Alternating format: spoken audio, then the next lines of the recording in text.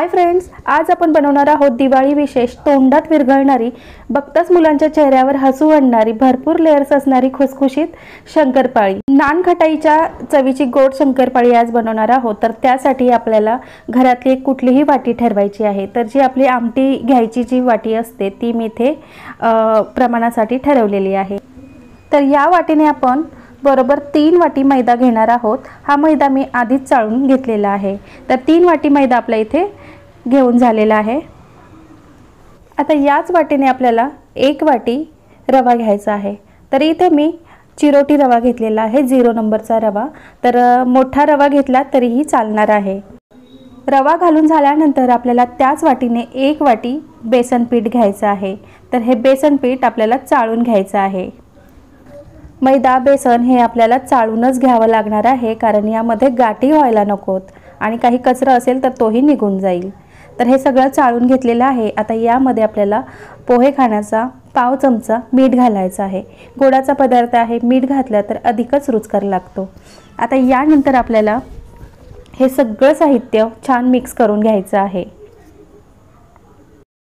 हे सगळं चांगलं मिक्स करून झाल्यानंतर आपल्याला ज्या वाटीने आपण हे साहित्य घेतलेलं आहे, म्हणजेच रवा बेसन मैदा, त्याच वाटीने आपल्याला अर्धी वाटी तूप घ्यायचं आहे। जर तुम्ही तूप वितळवून घेणार असाल तर अर्धी वाटी बरोबर तूप घ्या। इथे मी अर्धी वाटीला थोडंसं कमी इथे आळलेलं तूप घेतलेलं आहे। हे तूप गरम केल्यानंतर बरोबर अर्धी वाटी भरणार आहे। तर तुपाच्या ऐवजी तुम्ही डालडा किंवा वनस्पती तूप असं वापरलं तरी चालणार आहे। आता तूप आपल्याला गरम करून घ्यायचं आहे। यासाठी मी तडका पॅनमध्ये तूप काढून घेतलेलं आहे आणि याला कडकडीत गरम करून घेतलेलं आहे। आता हे गरम झालेलं तूप आपल्याला या मिश्रणावरती ओतून घ्यायचं आहे।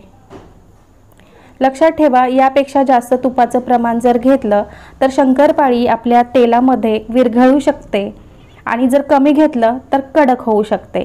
तर अर्धी वाटी एवढ्या प्रमाणासाठी अगदी बरोबर तूप आहे।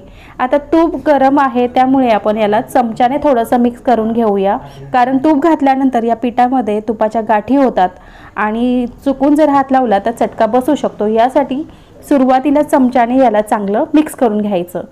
आता आपल्या तडका पॅनला थोडंसं तूप लागलेलं होतं, तर यामध्ये पीठ घालून यातलं सगळं तूप काढून घ्यायचं। आता सगळं चांगलं चमच्याने मिक्स करून झाल्यानंतर आपल्याला हाताने याला तूप सगळ्या मिश्रणाला किंवा पिठाला लागेल असं हाताने चोळत राहायचं आहे। जोपर्यंत या मिश्रणाची एक मूठ वळली जात नाही तोपर्यंत आपल्याला हे पीठ चांगलं तुपामध्ये मिक्स करून घ्यायचं आहे। जेव्हा तुम्हाला हे पीठ हातात धरल्यावर याचा एक मुटका तयार होतो किंवा लाडू वळण्यासाठी जसं आपण पकडतो हातामध्ये, तसा मुटका जर तयार झाला तर समजायचं आपलं हे तूप आपल्या मिश्रणाला अगदी करेक्ट लागलेलं आहे, बरोबर याचं प्रमाण बसलेलं आहे। तर इथे पाहू शकता मुटका तयार झालेला आहे। आता काय करायचं आहे, आपल्याला यामध्ये घालायची आहे 1 चमचा वेलचीची पावडर। जर वेलची पावडर आवडत असेल तर घाला, नाही आवडत तर स्किप केलं तरी चालणार आहे। वेलची पावडर घालून झाल्यानंतर पुन्हा मी एकदा छान मिक्स करून याला बाजूला ठेवून दिलेलं आहे। आता यानंतर आपल्याला करायची आहे एक दुसरी तयारी। इथे मी एक घेतलेलं आहे पातेलं आणि या पातेल्यामध्ये आपल्याला ज्या वाटीने बाकीचं साहित्य घेतलेलं आहे त्याच वाटीने 1 वाटी आपल्याला इथे साखर घ्यायची आहे आणि त्याच वाटीने आपल्याला पाऊण वाटी इथे दूध घ्यायचं आहे आणि पाऊण वाटी पाणी घ्यायचं आहे। हे सगळं आपल्याला गॅसवरती गरम करून घ्यायचं आहे, यातली साखर विरघळेपर्यंत।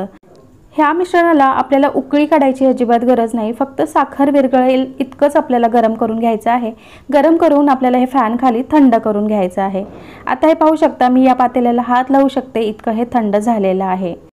ताटामध्ये जे आपण पिठं करून मिक्स करून ठेवलेली आहेत त्या पिठांमध्ये आपल्याला हे साखरेचं गोड पाणी थोडं थोडं घालून हे पीठ मळत राहायचं आहे। एकदमच सर्व पाणी घालायचं नाही, थोडं थोडं पाणी घालायचं, अंदाज घ्यायचा आणि त्याच हिशोबाने आपण हे पीठ छान मळून घ्यायचं आहे। हे पीठ आपल्याला जास्त घट्ट मळायचं नाही, कारण यामध्ये आपण घातलेला आहे रवा। रवा पाणी किंवा दूध शोषून घेतो, यासाठी हलकंसं सैलसर आपल्याला हे पीठ भिजवायचं आहे। आणि इथे पाहू शकता मी चपातीपेक्षा थोडंसं घट्ट हे मिश्रण भिजवून ठेवलेलं आहे आणि जे आपल्याला दुधाचं मिश्रण करून घेतलं होतं त्यातलं 4 ते 5 चमचे शिल्लक राहिलेलं आहे। शिल्लक राहिलं तरी हरकत नाही, पण कमी पडायला नको।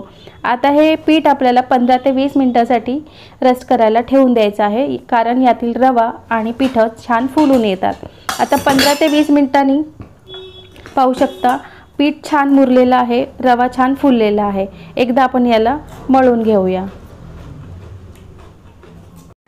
थोडंसं पीठ मळून झालं की यातून आपल्याला समान आकाराचे 2 ते 3 गोळे काढून घ्यायचे आहेत। पीठ आपल्याला गोळा करण्याआधी पाहू शकता असं खालच्या साईडला दुमडत राहायचं आहे। यामुळे काय होतं, थोडेसे लेयर्स पडायला मदत होते। आणि इथे मी समान आकाराचे 2 ते 3 गोळे करून घेतलेले आहेत। तर त्यातला एक गोळा आपण लाटण्यासाठी घेऊया, बाकीचा आपण झाकण ठेवूया। आता पोळी लाटण्यासाठी आपण इथे घेतलेला आहे पोळपाट। याला पीठ लावायची गरज नाही, पीठ न लावताही छान लाटला जातो। यामध्ये तूप आहे भरपूर प्रमाणात, त्यामुळे याला लाटताना पिठाची आवश्यकता पडत नाही। तर आपल्याला एक मध्यम जाडीची इथे पोळी लाटून घ्यायची आहे। ते पाहू शकता, याला जास्त पातळ करायचं नाही किंवा अधिकच जास्त जाड ठेवायचं नाही। आता शंकरपाळीला सुंदर लेयर्स यावेत यासाठी आपल्याला व्हिडिओत दाखवल्याप्रमाणे फोल्ड करायचे आहेत। असं पोळीला फोल्ड करून लाटल्यामुळे सुद्धा याला शंकरपाळीला सुंदर लेयर्स यायला मदत होते। तर ही पद्धत वापरून सुद्धा तुम्ही शंकरपाळी करू शकता। आता इथे मी थोड्याशा जाड आकारामध्ये एक पोळी लाटून घेतलेली आहे। पाहू शकता अशा प्रकारे याची थिकनेस ठेवलेली आहे। आता काय करायचं, आपल्याला सुरीच्या मदतीने याच्या बाजूच्या कडा काढून घ्यायच्या आहेत आणि याला एक चौकोनी शेप द्यायचा आहे। यामुळे आपल्याला शंकरपाळी करणं अधिकच सोपं होईल। आता इथे मी चौकोनी आकारामध्ये हे पोळीला कट केलेलं आहे। आता तुम्हाला हव्या त्या आकारामध्ये तुम्ही या शंकरपाळ्या कट करून घ्यायच्या। सुरुवातीला उभ्या लाईन्स करून घ्यायच्या आणि यानंतर आडव्या लाईन्स करून घ्यायच्या।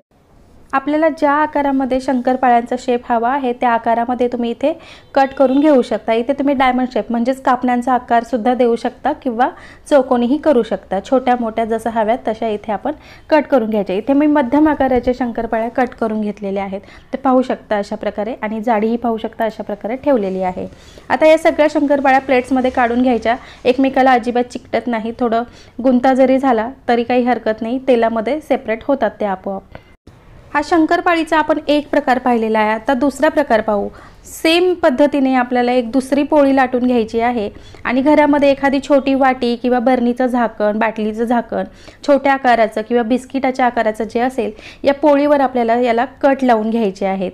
तर कुठल्याही शार्प याने तुम्ही याला बिस्किटासारखा शेप देऊन घ्यायचा आहे। मुलांच्या आवडीचा आणि मुलं बघताच खुश होतील असा हा शंकरपाळीचा एक वेगळा प्रकार आपण बनवत आहोत। तर हे सगळं काढून यातल्या रिंग्स आपण मोकळ्या करून घेऊया। आता काय करायचं, याच्यावर आपल्याला एक सुंदर आणि छान डिझाईन करायची आहे, ज्यामुळे मुलं उड्या मारत मारत खातील। आता इथे घेतलेला आहे घरातला एक झाऱ्याला पाहू शकता मागच्या बाजूला खूप सुंदर डिझाईन असते, स्पायडरसारखी, म्हणजे कोळ्याच्या जाळ्यासारखी। ह्या बिस्किटांवर आपल्याला ती ठेवायची आणि हलक्या हाताने प्रेस करायचं आहे आणि काही सेकंदामध्येच याच्यावर एक छान नक्षी उमटते। ते पाहू शकता अशा प्रकारे। तर एका पोळीचं मी असं नक्षीकाम केलेलं आहे मुलांसाठी खास। असं डिझायनर काही असेल तर मुलांना फार आवडतं, फार गंमत वाटते, त्यासाठी हा स्पेशल शंकरपाळीचा प्रकार नक्की करून बघा। आता गॅसवर मी कढई ठेवून यामध्ये आधीच तेल गरम करायला ठेवलं होतं। गॅस एकदम कमी आहे आणि यामध्ये काय करायचं आहे, शंकरपाळी तळण्याआधी एखादा गोळा टाकून बघायचा। तो गोळा पटकन वरती यायला नको, पटकन वरती आला तर समजायचं खूप गरम झालंय तेल। मग गॅस बंद करायचा, नॉर्मल करून घ्यायचं आणि मग यामध्ये आपल्याला शंकरपाळ्या सोडायच्या आहेत।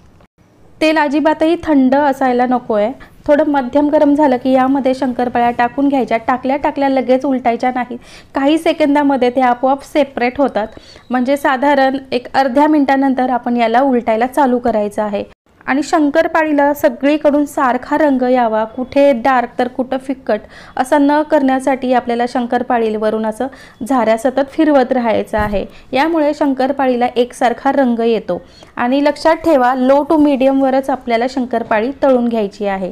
जास्त मोठ्या गॅसवर तळली तर लवकर वरून कलर येईल पण आतून कच्ची राहील यासाठी। आणि साधारण आपल्याला हलक्या बदामी रंगावर ही शंकरपाळी तळून घ्यायची आहे। तर पाहू शकता अशा प्रकारे। जर मी हलक्या डार्क रंगावर काढली तर ती आणखीन काळपट होईल, यासाठी फिक्कट बदामी रंगावर काढायची आहे। याची कुकिंग प्रोसेस काढल्यानंतरही चालू असते, रंग हळूहळू डार्क होत राहतो। आता हे शंकरपाळ्या आपल्या साध्या शंकरपाळ्या इथे तळून झालेल्या आहेत। आता आपण यामध्ये तळणार आहोत आपली स्पायडर शंकरपाळी, म्हणजेच डिझायनर शंकरपाळी। ही नक्षीवाली शंकरपाळी सुद्धा आपल्याला एक एक करून सोडायची आहे। कढईत मावेल तितका सोडायचा आहे, जास्त गर्दीही करायची नाही आणि अगदी काही सेकंदामध्येच या पुरीसारख्या टम्म फुगून वर येतात। तर ह्या अशाच होतात शंकरपाळ्या। या बिस्किटासारख्या एकमेकांना चिकटलेल्या नसतात किंवा घट्ट नसतात, पुरीसारख्या टम्म फुगतात, पण संपेपर्यंत ह्या पुरीसारख्याच टम्म फुगलेल्या राहतात। त्या अजिबात नरम पडत नाही, सॉफ्ट होत नाही, मस्त कुरकुरीत आणि खुसखुशीत संपेपर्यंत आहेत तशाच राहतात। ह्या खूप वेळा मी केलेल्या आहेत, तर तुम्ही एकदा नक्की ट्राय करून बघा। आता काय करायचं, या शंकरपाळ्यासुद्धा आपल्या म्हणजे या गोल शंकरपाळ्यासुद्धा आपल्याला बदामी रंगावर काढून घ्यायच्या आहेत। पाहू शकता अशा प्रकारे मी याला सुंदर रंगावर तळून घेतलेला आहे। तेल निथळून आपल्याला एखाद्या चाळणीमध्ये काढून घ्यायचं आहे। पाहू शकता किती सुंदर दिसत आहे, मस्त डिझाईन आलेली आहे यावर। आता काय करायचं, गरम गरम असतानाच मुलांना खायला देणार असाल तर थोडीशी पिठी साखर यावर चाळणीने भुरभुरायची, अतिशय मस्त लागते। तशी शंकरपाळी गोडच आहे, पण अशी पिठी साखर जर भुरभुरून त्यांना खायला दिली तर एकदम मस्त। इथे पाहू शकता एक शंकरपाळी आपण तोडून पाहिलेली आहे, अतिशय खुसखुशीत आणि तोंडात टाकताच विरघळावी अशी झालेली आहे। आणि त्याचबरोबर आपली ही नॉर्मल जी शंकरपाळी आहे ती सुद्धा पाहू शकता भरपूर लेयर्स आलेले आहेत आणि टम्म फुगलेली आहे, तिप्पट फुगलेली आहे आणि तितकीच खुसखुशीतही झालेली आहे। या शंकरपाळ्यांची चव नानखटाई सारखीच लागते। नानखटाई इतकेच खुसखुशीत आणि चवदार लागतात खाण्यासाठी, फक्त आपण हे तळलेले आहेत, पण चव मात्र अगदी नानखटाई सारखीच आहे। तर फ्रेंड्स, तुम्ही सुद्धा नक्की ट्राय करून बघा। घरात सगळ्यांना ही पद्धत आवडेल, मुलांना सुद्धा खूप आवडेल।